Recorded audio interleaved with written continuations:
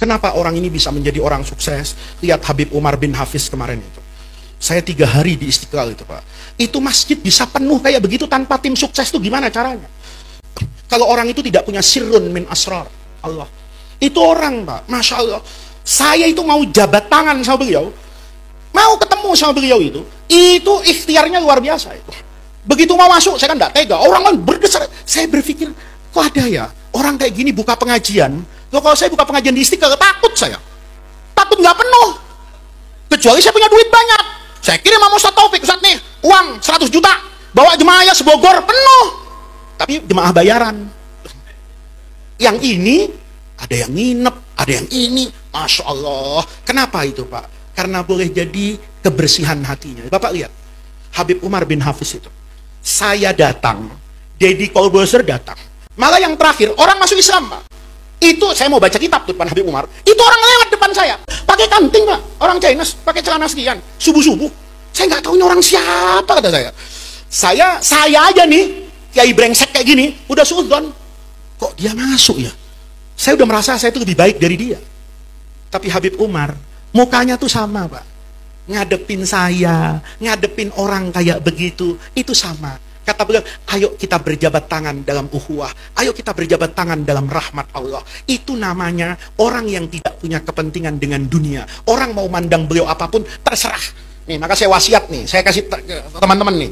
Sekarang banyak orang yang sok pinter, ya. Habib itu ndak asli lah, Habib itu ndak ini, ya mau 24 karat bagaimana? Guru-guru saya itu, semua guru-guru saya, kiai-kiai besar di Indonesia, pemangku-pemangku pesantren, itu semua takzim kepada nasab Bani Alawi. Coba Bapak lihatlah, yang nggak usah sampai dari ujung timur sampai Jakarta, saya ketemu dengan semua kiai, itu takzim. Guru-guru saya di Mesir, Bapak pernah dengar Syekh Ali Jum'ah itu, mufti Mesir yang alim luar biasa, masih hidup beliau sekarang. Itu Habib Umar mau masuk ke majelisnya, itu ngomong, kalian habis ini dengarkan ya, yang mau ceramah itu waliyun min awliyaillah. Itu mufti Mesir yang paling luar biasa, yang memberi warna pada usul fikih saya. Di Syria itu ada orang alim, namanya Profesor Dr. Muhammad Said Ramadan Buti. Kalau Bapak ngaji hikam, Bapak tidak akan mendapatkan sarah dari kitab hikam yang luas dengan baju ilmiah, bukan baju satohatus sufiyah. Itu karangan Profesor Dr. Muhammad Said Ramadan Buti. Masuk waktu ngaji di Damaskus. Bapak bisa cari YouTube-nya. Habib Ali Zainal Abidin Al-Jufri itu, muridnya Habib Umar itu, sedang ngajar, Pak. Itu Profesor Said Ramadan Buti yang dihormati di dunia internasional, bukan cuma di negerinya yang mati syahid di bom di masjid itu datang duduk, Pak, di bawah. Habib Ali itu bangun karena ini gurunya. Nggak bisa guru, saya berhenti ngajar, guru yang ngajar. Enggak, saya datang ke sini tuh niat ngaji sama Habib Ali Zainal Abidin. Saya tahu Profesor Said Ramadan Buti itu alimnya kayak apa, tapi dia ingin mengajarkan kepada kita, hidup itu bukan cuma ilmu, hidup itu pakai akhlak, hidup itu pakai adab, hidup itu bukan siapa yang besar ilmunya, bukan siapa yang hebat ilmunya, tapi jangan lupa ambil keberkahan dari orang soleh, orang berilmu, apalagi kalau itu dzurriyyah Rasulullah. Jadi kalau Bapak salah mencinta itu kan tidak apa-apa, Pak, daripada salah membenci. Kan mendingan salah mencintai. Saya ngasih sedekah sama orang, Pak. Orang itu nipu kan tidak apa-apa. Niat saya apa tidak sampai? Apa pahala saya tidak dapat? Enggak, saya dapat. Dosa dia, urusan dia. Ini penting, Pak. Untuk kita itu nggak usah, ya Kiai Taufik itu kasihan, masih banyak pekerjaannya itu. Masih ngurus ini Habib asli atau Habib itu yang benar ikuti, Pak. Yang nggak benar jangan. Habib Kiai juga sama kok. Apa Kiai itu semuanya asli? Enggak lah. Ada juga kiai palsu, ada Gus palsu. Bukan anaknya kiai dipanggil Gus. Maka saya juga berharap tuh ada sertifikasi Gus gitu. Ya, DNA-nya itu diperiksa juga. Nah ini bapak-bapak ingin saya sampaikan tuh, untuk menggapai kesuksesan tuh nggak semuanya lahiriah. Di sini ada hati dan ada mahabbah. Bapak mau naik karir, Bapak mau nyalon di DPR, Kiai Taufik mau punya majelis, itu bukan cuma kehebatan lahiriah, tapi ada aspek batiniah. Nanti itu yang akan menentukan sukses dan tidak suksesnya seseorang di masa yang akan datang. في بلاد إندونيسيا على سبيل المثال لصرف الشباب وتنحيتهم عن الإقبال على الدين، واشغلوا بالملاهي، واشغلوا بالاقتصاد، واشغلوا بالسياسة، واشغلوا بالصراعات والفتن الداخلية، فصلوا في تعليمهم عن السند المتصل، على يد العلماء والصالحين، ثم يأتي وقت يريد الله فيه أن يظهر دينه وأن يعلي كلمة نبيه، فإذا بالقلوب تجتمع بلا سبب، تريد أن تذكر الله، تريد أن تقرب من الله، وليس لها مراد غير وجهه الكريم سبحانه وتعالى. وقد شاهد الكثير منكم ورأيتم اجتماع الناس في درس الفجر، لا أقول بالآلاف، ما هو بعشرات الآلاف، بأكثر من ذلك، يخرجون من بيوتهم هذول من آخر الليل، ماذا يريدون؟ لأجل إيش؟ ما الذي دفعهم؟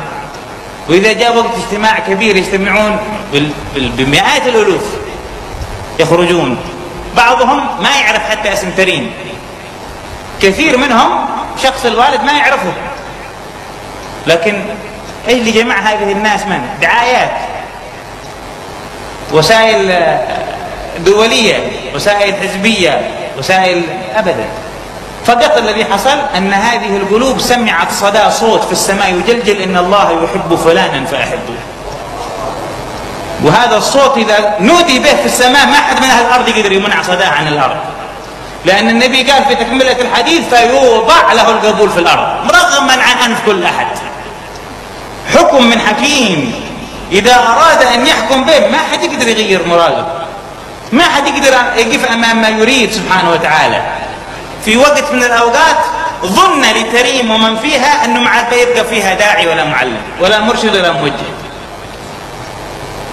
وخرج الوالد بعد يتم عاشوا سنوات من هذه البلدة ولا يدري أي سنة بيعود، ومتى بيتيسر ويشوف أمه مرة ثانية أو يشوف أخوه الأكبر مرة ثانية، والرسائل تأخذ وقت بينهم البين، وما كان يظن أن يقوم مثل هذا، ولكن فوق المملكة ملك، وفوق الدين رب يحميه، وإله يرتضي أقوام يسخرهم لإظهار هذا الدين وإعلانه. العالم اليوم إخواني. Ustaz, emang benar keturunan Nabi masih ada? Kan keturunan Nabi itu terputus. Karena setiap anak itu bernisbatkan kepada ayahnya, bukan kepada ibunya. Sedangkan anak-anak Nabi Muhammad itu, yang laki-laki telah meninggal dunia, tinggal yang perempuan. Seperti Sayyidatul Fatimah, Sayyidati Ummi Kulsum, Sayyidati Ruqayyah. Lalu bagaimana bisa dikatakan keturunan Nabi, ia tidak terputus? Bukan hanya sekarang kalimat itu datang. Bukan hanya sekarang kalimat itu diungkapkan. Dulu, zaman Nabi Muhammad SAW, ada seseorang yang bernama As bin Wa'il. Dan juga ada seseorang yang bernama Walid bin Mughirah. Kalau kita tidak percaya, buka tafsir tentang ayat Inna syani'aka huwal abtar. Jadi zaman dahulu itu, ketika Nabi Muhammad mempunyai anak tiga, Abdullah, Qasim, dan Ibrahim, semuanya meninggal dunia, maka Nabi Muhammad dibuli habis-habisan. Nabi Muhammad diledek habis-habisan, Inna Muhammad abtar, sesungguhnya Muhammad itu terputus keturunannya, nggak punya penerus daripada perjuangannya. Nabi diam, Nabi tidak menjawab. Sebab setiap jawaban Nabi tergantung wahyu yang Allah berikan. Ternyata apa? Allah menurunkan satu ayat, Inna syani'aka huwal abtar. Ya Muhammad, sabar. Sesungguhnya orang-orang yang membenci engkau, mereka lah orang-orang yang terputus. Jadi di dalam ayat tersebut ada kalimat syani'aka. Kalimat syani'aka ini dari kata syana'an. Makna syana'an ini kebencian. Kebencian yang ditaruh bukan pada tempatnya. Yang berasal dari iri, dengki. Jadi zaman dahulu itu sudah ada.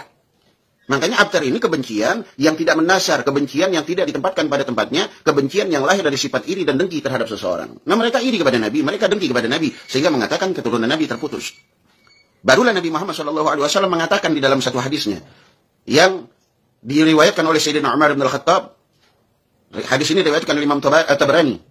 An Umar bin Al-Khattab radhiyallahu ta'ala anhu, sami'tu Rasulullah sallallahu alaihi wasallam yaqul, kullu bani unsa فإن أصابتهم لأبيهم ما خلا ولد فاطمة فإن أنا أصابتهم وأنا أبوهم. Bahkan di riwayat lain, redaksi lain dikatakan فإن أنا أصابتهم وأنا أبوهم وأنا وليهم, bahwa sesungguhnya setiap anak-anak yang lahir daripada rahim ibunya yang perempuan itu, mereka dinisbatkan kepada ayah mereka. Ma khala walada Fatimah, kecuali anak-anak daripada Sayyidatul Fatimah, mereka bernasabkan kepada Sayyidatul Fatimah. Nabi mengatakan fa inna ana asabatuhum wa ana abuhum wa ana waliyuhum. Aku yang menjadi asabah mereka, aku yang menjadi ayah mereka, aku yang menjadi wali-wali mereka. Ini saya dengar dari kecil, dari guru saya Sayyidul Walid Al-Habib Al-Barkah Bahrul Fahamah, Sayyidul Walid Al-Habib Abdurrahman bin Ahmad bin Abdul Qadir As-Sagab. Jadi gak bisa saya diracuni dan kami-kami diracuni dengan kebencian kepada habaib. Jadi zaman Nabi udah ada tuh namanya As bin Wa'il. Udah ada namanya Walid bin Mughirah. Nah mereka diputuskan nasabnya. Maksudnya apa? Nggak punya anak, mereka punya anak. Mereka punya anak. Walid bin Mughirah punya anak 11. Semuanya tidak meneruskan dia perjuangannya daripada Walid bin Mughirah untuk membenci Nabi Muhammad. Bahkan anaknya mencintai Nabi Muhammad yang bernama Sayyidina Khalid bin Walid. As bin Wa'il bencinya kepada Nabi Muhammad, namun kebencian itu tidak diteruskan kepada anaknya, sehingga anaknya menjadi orang yang mencintai Nabi yang bernama Sayyidina Amr bin As. Dan kebencian ini terus berjalan. Setiap zaman, setiap waktu ada orang yang membenci keluarga Nabi Muhammad. Bahkan ketika terjadi Karbala, semua keluarga Sayyidina Husain dibantai, dibunuh, digembar-gemborkan pada saat itu sesungguhnya Husain sudah tidak punya keturunan. Rasulullah tidak punya dzurriyyah. Ternyata Allah selamatkan satu anak daripada Sayyidina Husain yang bernama Sayyidina Ali Zainal Abidin. Dikala itu Allah berikan sakit pada beliau sehingga beliau tidak ikut berperang. Allah selamatkan beliau sehingga mempunyai keturunan yang bernama Sayyidina Muhammad al-Bagir. Lalu punya keturunan lagi namanya Sayyidina Ja'far Shadiq. Lalu punya keturunan yang lagi yang nama Muhammad an-Najib. Sayyidina Muhammad an-Najib punya anak namanya Sayyidina Isa Arumi. Sayyidina Isa Arumi punya anak namanya Sayyidina Ahmad al-Muhajir. Keturunan Nabi yang pertama kali hijrah ke Yaman sehingga dinamakan al-Muhajir. Lalu Sayyidina Ahmad al-Muhajir punya keturunan, di antaranya Sayyidina Ubaidillah bin Ahmad bin Isa al-Muhajir dan sampai kepada Habib yang kita kenal pada saat ini. Jadi kalau bicara kebencian kepada Habib dari zaman dulu sudah ada. Kebencian kepada dzurriyyah Nabi sudah dari dulu sudah ada. Jadi jangan mau kita adu domba diprovokasi untuk membenci keluarga Nabi Muhammad. Ini zaman-zaman fitnah. Hati-hati. Kiai, ulama, habaib sedang diadu domba, sedang diprovokasi. Sebab kenapa? Tameng agama, tameng Islam, kekuatan Islam ada di habaib, kiai dan asatis. Serta umat-umat yang mencintai para habaib. Mereka ingin menghancurkan, memecah belah. Jadi hati-hati. Ketika kalian ingin selamat, cintailah dzurriyyah Nabi Muhammad. Sebab saya pernah mendengar perkataan guru saya daripada hadis Nabi Muhammad sallallahu alaihi wasallam, "Man mata ala bughdi ali Muhammadin, mata Yahudiyan aw Nasraniyan." Siapa orang yang ketika mati masih menyimpan kebencian kepada dzurriyyahnya Nabi Muhammad, keluarganya Nabi Muhammad, maka ingat dia akan mati dalam keadaan Yahudi dan Nasrani. Naudzubillah min dzalik. Ayo kita buang masalah-masalah itu. Dan antum yang menggembar-gemborkan putusnya nasab Nabi Muhammad, tanggung jawab dunia akhirat. Kalian akan diminta pertanggungjawabannya oleh Nabi Muhammad SAW. Kalian telah menyakiti keturunan Nabi Muhammad. Hati-hati kalian. Sebanyak apapun ilmu yang kalian punya, sehebat apapun kealiman beliau kalian, sehebat apapun karya ilmiah kalian, tetapi kalian telah memecah belah umat dengan habaib. Hati-hati. Ya semoga Allah berikan hidayah mereka, orang-orang yang membenci habaib, sehingga mereka cinta kepada habaib, agar dunia ini Allah berikan keselamatan. Wassalamualaikum warahmatullahi wabarakatuh.